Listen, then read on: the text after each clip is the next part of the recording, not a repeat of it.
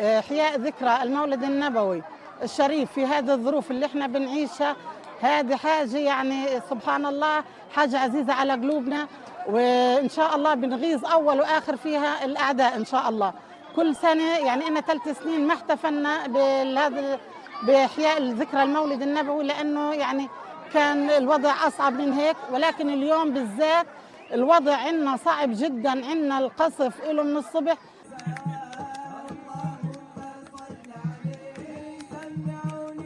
احنا هنا في غزة رغم الظروف الصعبة اللي احنا فيها، رغم القصف، رغم الدمار، رغم كل اشي، هينا احنا على البيوت المدمرة قاعدين وبنحتفل في ذكرى المولد النبوي.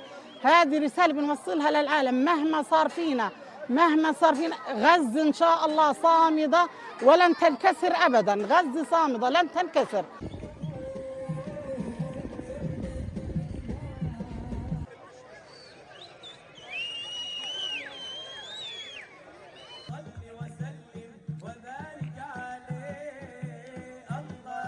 الله بيعطينا قوة وبيعطينا صمود، لأنه قبل قليل القصف يعني بقى شغال،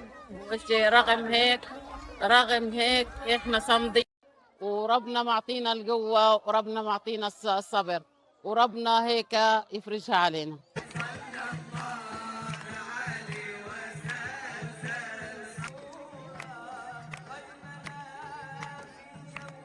هذه الذكرى العطرة نسأل الله سبحانه وتعالى أنها تكون سبباً في رفع الظلم عن أهل غزة وعن هذا الشعب المسكين المنكوب، لأنه هذه القوة التي استخدمت ضدنا في قطاع غزة كانت قوة مفرطة كثير. لم نتحمل أو لا نستطيع تحمل هذا الضغط علينا.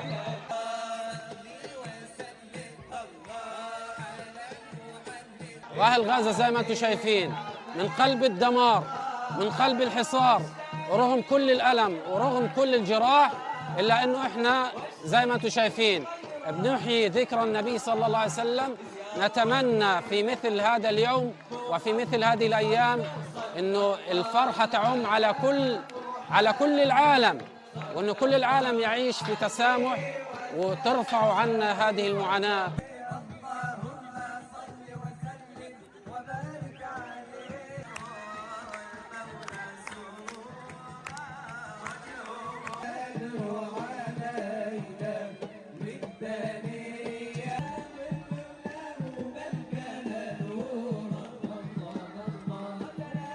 Pemirsa, pasukan pertahanan Israel IDF menutup 2 jalur terowongan bawah tanah sepanjang 2 km yang diduga milik Hamas di wilayah Gaza.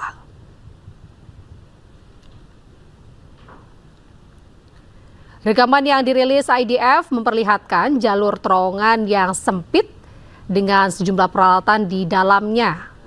Rekaman tersebut tidak secara independen dapat memverifikasi lokasi maupun fungsi terowongan. Militer Israel mengklaim terowongan itu milik Hamas dan menjadi sasaran operasi IDF, menyebut jalur yang membentang di wilayah Gaza, Tengah, dan Selatan ditutup dengan memompakan beton di dalam terowongan. Operasi ini pun menuai kritik dari sejumlah pihak yang menilai penutupan terowongan dapat berdampak pada infrastruktur sipil.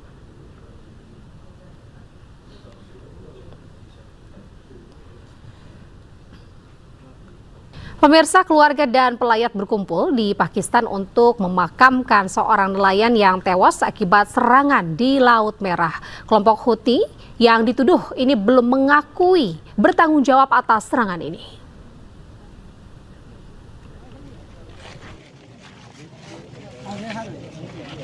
Keluarga pelaut Pakistan Muhammad Akram menggelar upacara pemakamannya. Putra-putra Akram dan pelayat lainnya melakukan sholat jenazah dan berdiri di samping peti matinya. Keluarga kehilangan kontak dengannya setelah kapal berlayar sebelum menerima telepon dari perusahaan yang memberitahu kematian Akram. Saudara laki-laki Akram mengatakan bahwa ia telah mendesak Akram untuk pulang karena situasi keamanan yang memburuk. Akram merupakan satu dari 3 warga negara Pakistan yang tewas dalam serangan kapal dagang di Laut Merah 11 Agustus. Pejabat Pakistan mengatakan serangan ini dilakukan oleh kelompok Houthi Yaman. Meski demikian, Houthi belum mengaku bertanggung jawab atas serangan spesifik terhadap kapal tersebut. Yaman telah menargetkan 8 kapal tanker minyak Saudi dan memblokir 48 kapal agar tidak melewati Laut Merah. Pemirsa, puluhan pemuda Gaza mengambil besi dan juga beton dari sisa reruntuhan bangunan yang hancur. Hal ini dilakukan untuk kembali jual atau digunakan untuk membangun dan memperkuat tenda-tenda yang menjadi tempat berlindung mereka.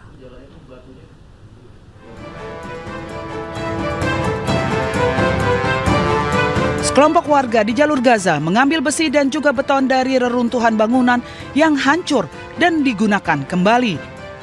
Aktivitas ini dilakukan di sepanjang jalan Al-Jala, bagian timur kota Gaza.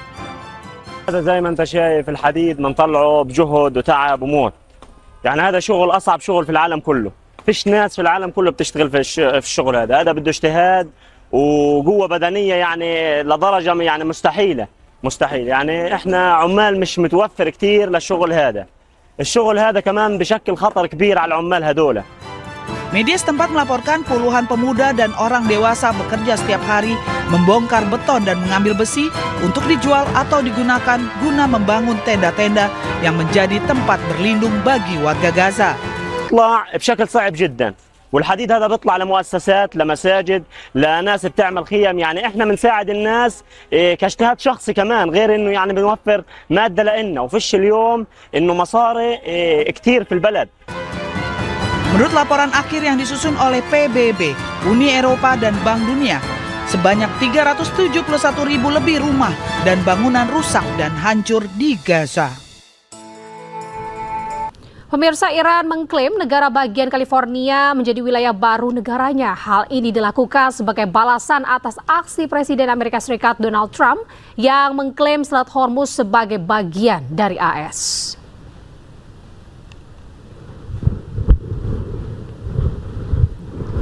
Salah satu akun media resmi Iran menyebut California sebagai bagian dari wilayahnya. Pemilihan California bukan tanpa alasan. California, khususnya Los Angeles, adalah tempat tinggal konsentrasi terbesar warga keturunan Iran.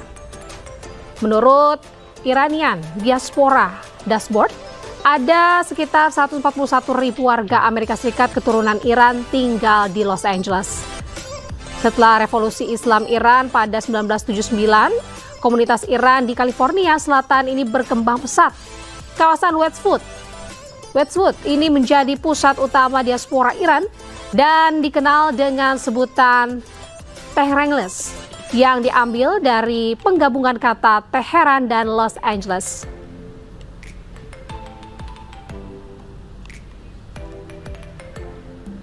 Pemirsa, sebelumnya Presiden Amerika Serikat Donald Trump ini berencana mendeklarasikan Selat Hormuz sebagai bagian dari wilayah Amerika Serikat.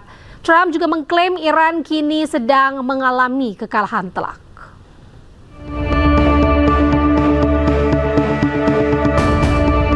Dalam pernyataannya, Presiden Amerika Serikat Donald Trump mengklaim mengendalikan Selat Hormuz. Kini Trump berencana akan segera mendeklarasikan Selat Hormuz sebagai bagian dari wilayah Amerika Serikat.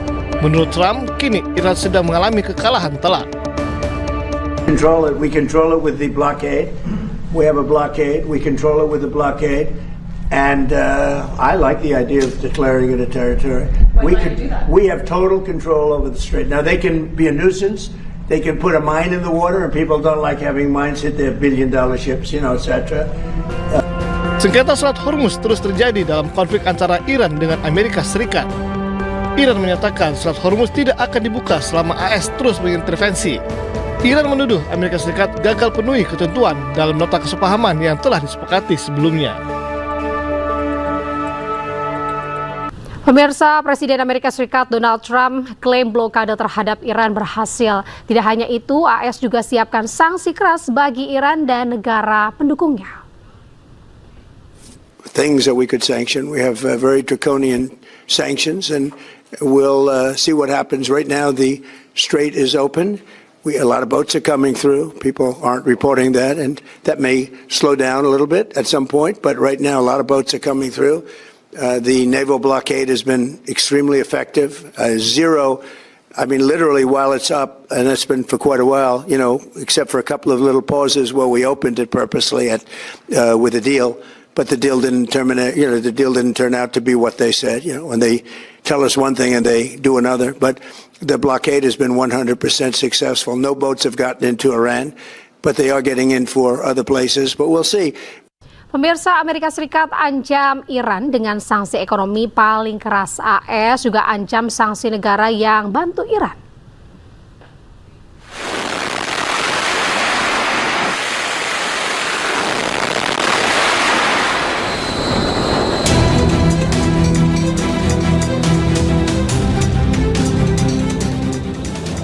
Presiden Amerika Serikat Donald Trump kembali ancam Iran akan sanksi yang sangat keras. Sanksi yang akan dikenakan ke Iran akan jadi yang terberat, di mana AS akan ciptakan isolasi ekonomi terbesar dalam sejarah. Amerika juga akan jatuhkan sanksi ekonomi ke tiap negara yang membantu Iran. Well, we have things that we could sanction. We have very draconian sanctions, and we'll see what happens. Right now, the strait is open. A lot of boats are coming through. People aren't reporting that, and that may slow down a little bit at some point. But we're going to see what happens. It'll either be extremely good and oil prices are going to drop like a rock, or we'll continue to do exactly what we're doing. You know, they were talking about $350 a barrel, and it's today 84, 85. And we are getting a lot of oil out. Sementara itu, pihak China mendesak Amerika Serikat dan Iran untuk bertindak secara bertanggung jawab setelah Presiden Trump ancam menjatuhkan sanksi berat kepada negara yang membantu Iran. China menyatakan sanksi dan taktik tekanan bukanlah solusi untuk memecahkan konflik. 制裁施压无助于问题的解决。中方呼吁相关各方采取负责任的举措，通过政治外交途径解决问题。 Iran dan Amerika Serikat menyepakati nota kesepahaman damai pada bulan Juni yang berlaku selama 60 hari. Namun kedua pihak masih saling serang. Kini 60 hari sudah terlewat dan pembaruan kesepakatan kedua negara belum juga terjadi.